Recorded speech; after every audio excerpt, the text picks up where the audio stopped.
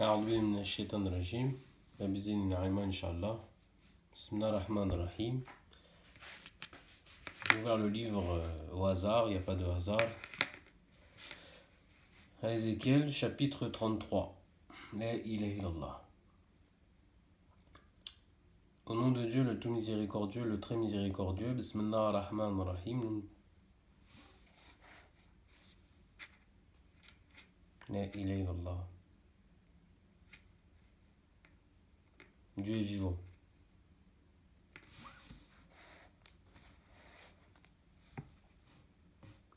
La parole de l'Éternel m'a été adressée. Fils de l'homme, parle aux enfants de ton peuple.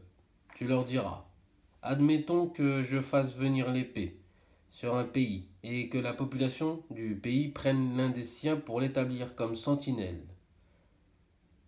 Si cet être voit venir l'épée sur le pays, sonne de la trompette, du clairon, et avertit le peuple.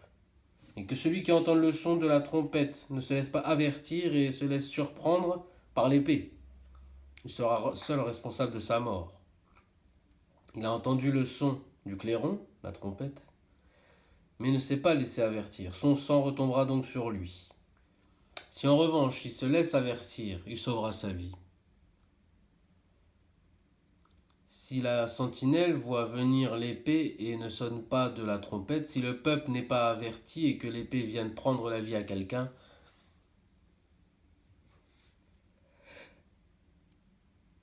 cette personne mourra à cause de ses fautes.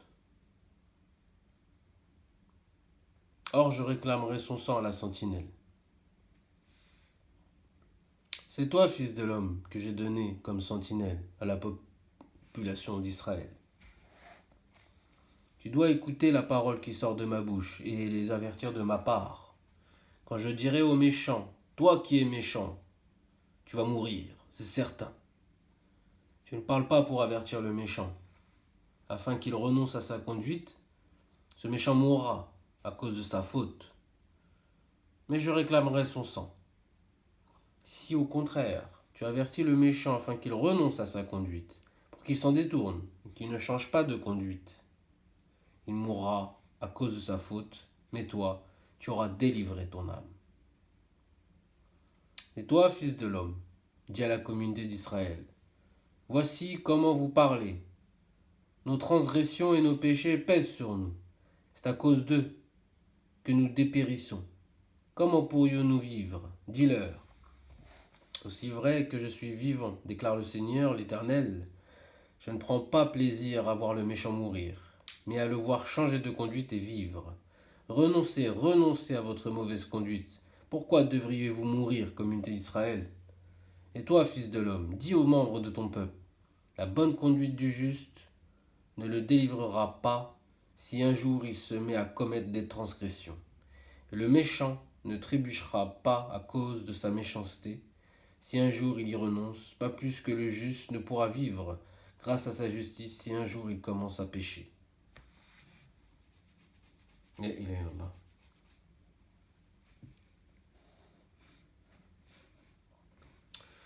Lorsque j'affirme au juste qu'il vivra, s'il place sa confiance dans sa justice et se met à commettre l'injustice, toute sa justice passée sera oubliée. Il mourra à cause de l'injustice qu'il a commise.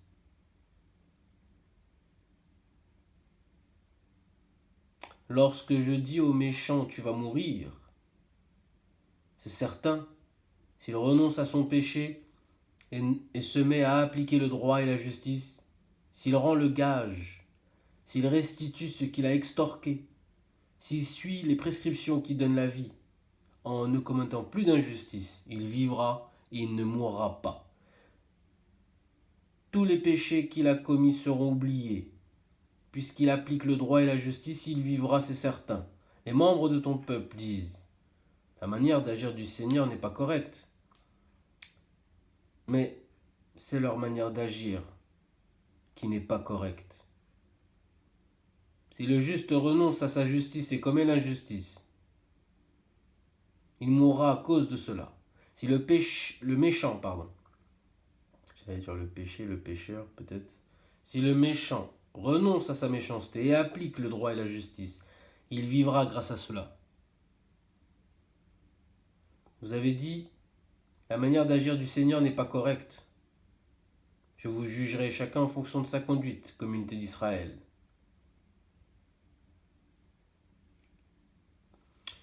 La 12e année de notre exil en 21, il est là, 21 et 12. Verset 21, c'est pas un talent, de Ézéchiel 33, c'est pas un talent. La 12e année de notre exil, le 5e jour du 10e mois.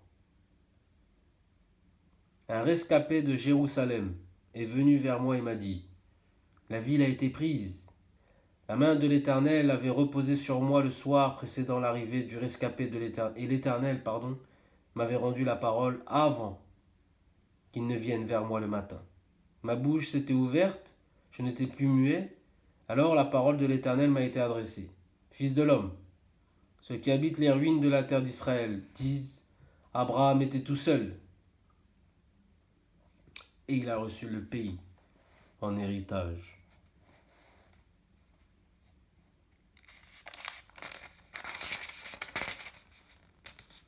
Puisque nous sommes nombreux, c'est à nous que le pays a été donné en propriété.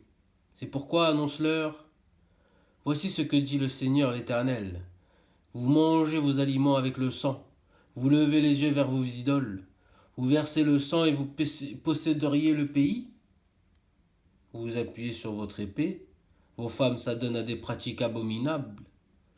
Chacun de vous rend impur la femme de son prochain, et vous posséderiez le pays. Tu leur transmettras ce message.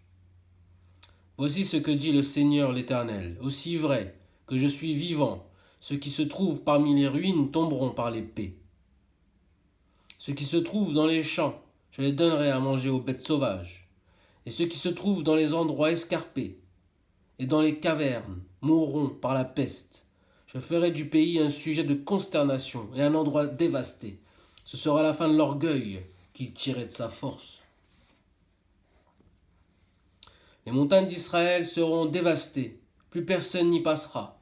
Ils reconnaîtront que je suis l'Éternel, quand je ferai du pays un sujet de consternation et un endroit dévasté à cause de toutes les pratiques abominables auxquelles ils se sont adonnés. Quant à toi, fils de l'homme, les membres de ton peuple bavardent à ton sujet près des murs et aux portes des maisons. Ils se parlent entre eux, chacun avec son frère, et disent « Venez donc écouter quelle sera la parole qui viendra de l'Éternel. » Puis ils se rendent en nombre auprès de toi, et mon peuple s'assit devant toi. Ils écoutent tes paroles, mais ils ne les mettent pas en pratique. Ils se montrent pleins d'enthousiasme dans leurs propos, mais leur cœur est attiré par des gains malhonnêtes. Tu es pour eux comme un chanteur, enthousiasmant, doté d'une belle voix et jouant bien de son instrument. Ils écoutent tes paroles, mais ils ne les mettent pas en pratique. Quand tout cela arrivera, et voici que cela arrive en 33, ils reconnaîtront qu'il y avait un prophète au milieu d'eux. Bismillahirrahmanirrahim.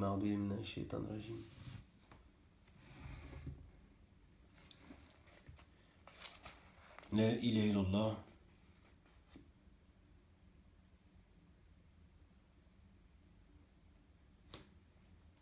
Deutéronome 20. Bon Exode 23. Deutéronome 20, j'avais dit, c'est pas un tal, là, regardez. Genèse 46, je vais le dire, peut-être ça va marquer quelqu'un. Genèse 24. Du coup, c'est vrai que Genèse, c'est le premier. Hein. Deutéronome 20. Là, il est là. 10e minute. Je vais en refaire une autre. Allez hop. Bisous. Salam alaikum. Dieu vous bénisse, Inch'Allah. Et ceux qui se reconnaîtront en l'Éternel, Dieu, Seigneur, éternel Allah. Et en tous nos prophètes depuis Adam. Salam alaikum.